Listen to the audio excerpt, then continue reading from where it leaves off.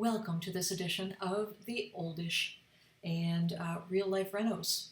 I'm happy to see all of you today, and I do hope that you will comment because this is really all about you today. We're making this about you, so I want to make sure that the option is turned on. There we go, to let me see comments. So if you have a comment, put it down below if there's something you want to talk about, and I'm going to see it on the side. So that will be a good thing.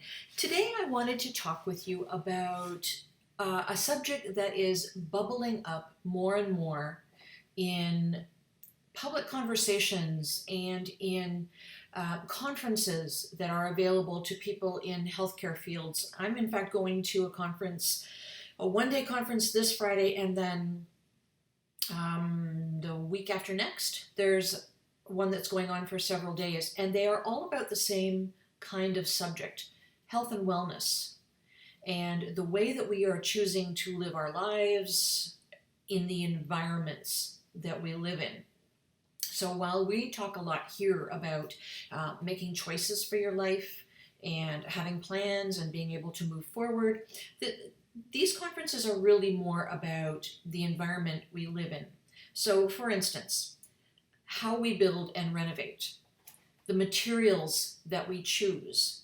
Do we choose right angles to build things, or do we choose smooth angles, rounded angles, which are much more pleasing? Have you noticed? Yes, they're much more pleasing. Our use of color. There are actually specific colors that will interact with our brains subconsciously and serve to calm us, give us a better feeling of well-being when we're in our homes. That is in the conference I'm going to this Friday.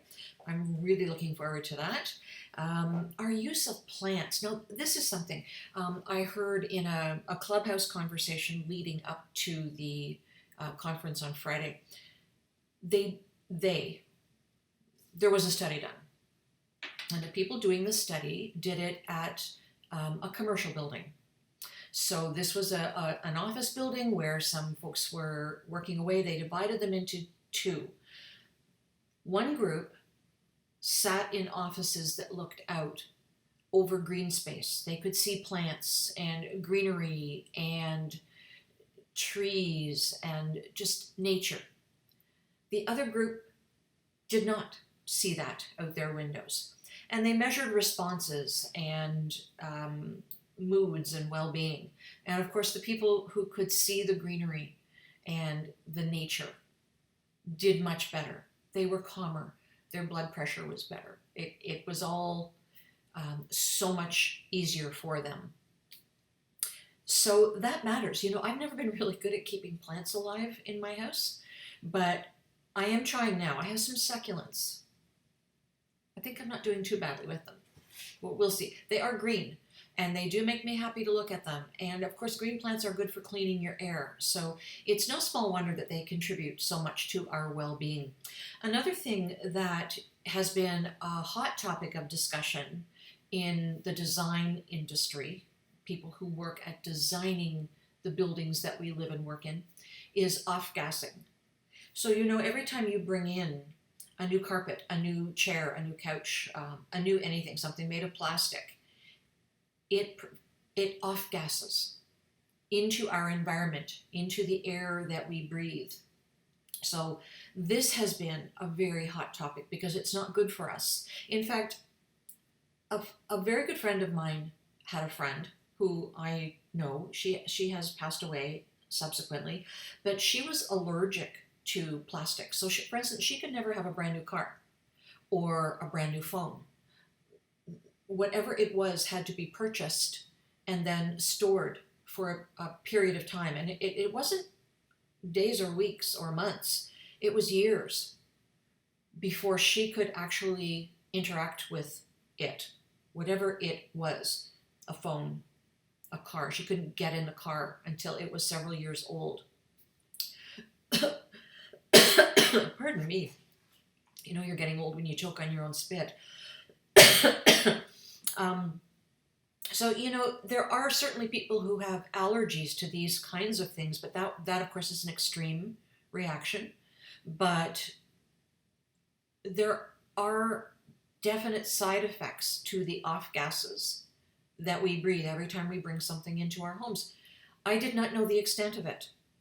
Even the ovens and the stoves that we use to cook our food, they don't recommend being too close to them. Gas stoves, in particular, because of the gases that come off and that we then subsequently breathe.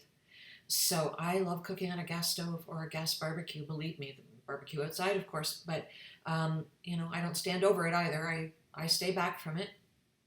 So the off gases are a very interesting thing and something to watch out for if you bring a new carpet or rug or piece of furniture into the house. Even the clothing that we wear, right? Air and water quality. Now, the off gases are, of course, related to the air quality, but air and water quality really matter. I live in a condo apartment at present, and in my other apartment, which is where my work is, it is still a two-story deal. Air circulation systems that are shared with other users is really the point of the whole thing. And when you're sharing air systems with people and you're looking at things like off gases or virus loads or just poor air quality being circulated, it's being circulated to all of us who share that same air system. So your wellness is dependent on the air that you breathe and the quality of the water that you drink. So I know a lot of people have the water purification systems in their homes. There are air purification systems as well. Now, the really good ones, I think they're maybe, I want to say $1,000, $1,200, and they will do a certain number of square feet. If you have a large home, you need something much bigger, which would be much more expensive. I have actually considered getting an air purifier just because of the shared air that I'm breathing. And, every time I go to a conference and I hear about the quality of air that we breathe and how many different things can affect it, it always sort of makes my antennae sit up. And that's when I really want to do it. And I just haven't pulled the trigger yet. Of course, the food that we eat is a really big deal. I don't think that is being discussed in either of the conferences that I am at, but I do see certainly news articles about that sort of thing. Makeup, the makeup that we wear, men and women, because I know men are wearing makeup. They are more involved in skincare now. So the things that we put on our faces and the chemicals that are in the things that we put on our faces are a really big deal. I do know of several stores, small independent stores, that have popped up with organic ingredients. There is nothing in these products that is unpronounceable or that is anything other than organic. Now, the downside is that they have a much shorter shelf life. The upside is you know what you're putting on your face, and it has been tested by someone. So, all of these things are contributing to our health and wellness, and I feel like as a society, as a world, those of us who have the ability to pay attention to such things are in fact paying attention, and we are more conscious of the things that we eat and the things that we wear, the things that we put on our bodies. And I think the next big discussion is really going to be the environment that we live in. If I am judging these conferences that I'm going to at all, I know that this conference I'm going to at the end of October, I was at their last conference in the spring, and there was a lot of discussion about wellness. They only called it wellness then. This time around, they are calling it health and wellness. And my understanding of that is that it is because the word wellness has become so diluted. It has been diluted by everybody who seems to want a piece of it, but they really want to relate it to our health.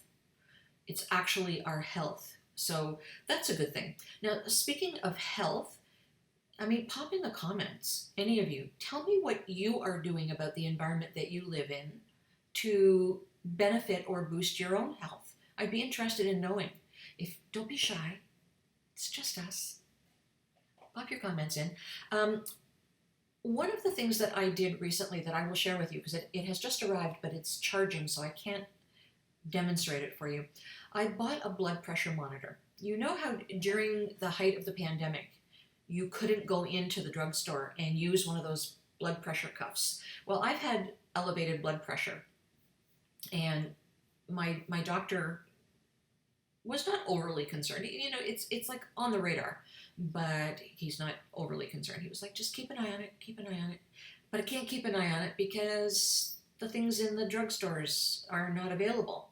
So even though they are available now, I still decided I wanted to be able to do it at home. Like most of you would probably do, I looked on Amazon and I looked at the blood pressure monitors that had a good rating. And there were a few of them that had a really good rating. I ordered the top rated one. And it arrived, and that's fine. I did my blood pressure. And I'm not going to show it to you because, well, here's what I don't know about it. And here's why I bought another one. Is because the fact that customers liked it doesn't mean the readings were accurate. And they may have been. So, you know, that's why I'm not going to show it to you, because I don't want to disparage the company that made it. Their readings may very well be accurate. But there was no indication of who or what organization might have tested it, and whether the readings that it was giving me were accurate. So I did some research, and I found an organization called Hypertension Canada. So those of you outside of Canada, I am in Canada. Hypertension Canada has either themselves, or they probably hired an outside organization that specializes in this. They have tested blood pressure monitors, the ones the doctors use, the ones the hospitals use, the ones that the doctors and the hospitals will give to their patients to wear for 24 hours and then bring back to them. They've also tested the ones that you and I buy for home use, and they've rated them on a standard system, gold or silver. So that to me indicated that somebody understood that the readings that the machine was giving me were going to be something I could count on. So I bought one. It just arrived today. It literally arrived an hour ago, and it is hooked up. But this is it. Now, I am not promoting this machine, but Hypertension Canada does rate it with a gold standard. So that is what I bought. It hooks up to an app on my phone. It is currently charging, but it's a blood pressure cuff. So I'm, going to put my arm in there, and you see the red light is on. When the red light is off, it's fully charged. But it connects via Bluetooth to my phone, and it gives me readings. And I have an iPhone, so it will collect all of this data in my health app and let me see what's happening day over day, week over week, month over month. And it's something I can show my doctor, which I think is too cool for school. I think that's really good stuff because, I don't want to take medication if I don't have to take medication. On the other hand, if I need medication, that's what I should be taking. High blood pressure is a leading cause of stroke, and I don't want to have a stroke, so I want to take care of that. I am exercising more, and I'm watching what I eat, and it just makes sense that I need to watch my blood pressure as well. So I'll show this to you again, and I'm not paid by the company, I'm not sponsored by them or promoted by them, but Hypertension Canada has rated this with a gold standard, and they have, if you go to their website, for those of you who are in Canada, Hypertension Canada is what it's called, and you look at their blood pressure products, and they've rated them all, and it starts with the ones that the doctors and the hospitals use, so you have to scroll down to find the home ones, but this is the one that I got, and it is rated with a gold standard. So it is iOS and Android compatible, as you can see. and it is clinically validated for accuracy. It has a 5-year warranty. I thought that was good, and it didn't really cost that much more than the one that I had originally purchased from Amazon. So, you know what that says to me is I should have done what I'm going to tell you to do right now. When you are buying equipment for your home, for health and wellness, read the reviews. Not only the reviews on Amazon, but understand who is doing the reviews, what standards they're being measured to. This is medical equipment, and it should have been something that is measured by a company that knows how to deliver on standards of accuracy. So that's a really good thing to know. I still have the one that I bought from Amazon, so I'm going to do some readings with this, and I'm going to measure one against the other, and we'll see. And if the one that I bought from Amazon mirrors these ones, then yay, that'll be great, and I will donate it to somebody who needs it. But I think that's a really good thing. Anyway, the whole discussion of health and wellness is a very interesting one. And I will definitely be reporting back to you on the findings from the conferences that I go to this Friday, and also the one that is several days long at the end of October. There is going to be so much material that comes out of there that is going to be useful to me and to you, and I'll make sure that I pass it along, because a real life reno is more than just a building. It is also a renovation of our thinking and how we make decisions about things, and that is extremely valuable. So nobody has left a comment, but that's okay. You can make comments afterwards. You can think about something. If you watch this in replay, you can write down your comments and let me know how you are looking after your health and wellness. Have you purposefully chosen a place to live or a piece of equipment so that your health and wellness is taken care of in a better fashion? I'd like to know that. Until next Wednesday at 12 noon, take care of yourselves and take care of one another.